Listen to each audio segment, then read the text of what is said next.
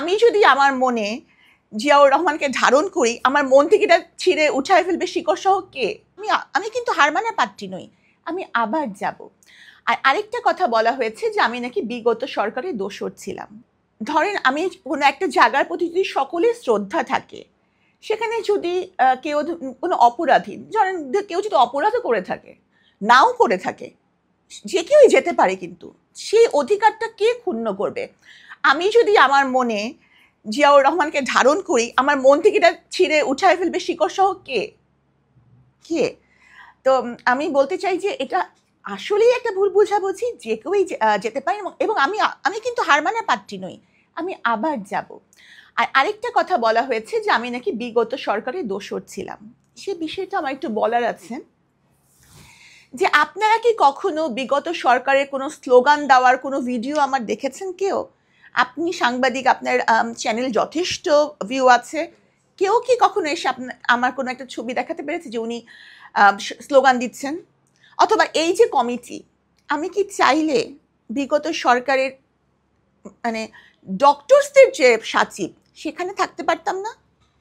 আমি কি থাকতে পারতাম না? আমি কি ছিলাম না? তো এখন তারা যেটা বলছেন যে দুটো ছবি নিয়ে তারা বলছেন।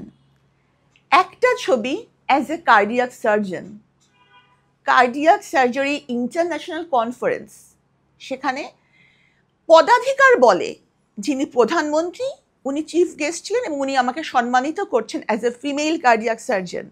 ইট was not a political programme, it not at all.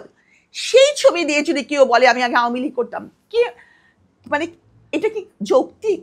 আচ্ছা, আরেকটা ছবি, সেই ছবিটাও ক্যান্সার সোসাইটিতে আমরা যারা এই যে কার্ডিয়াক কারণে যে লাংসে পানি জমে বা পেটে পানি জমে, এই সব এইগুলো নিয়ে আমি পেপার প্রেজেন্টেশন দেবো যাই, সেই উপলক্ষে প্রোগ্রাম, সেখানেও পদাধিকার বলে তৎকালীন সরকারের।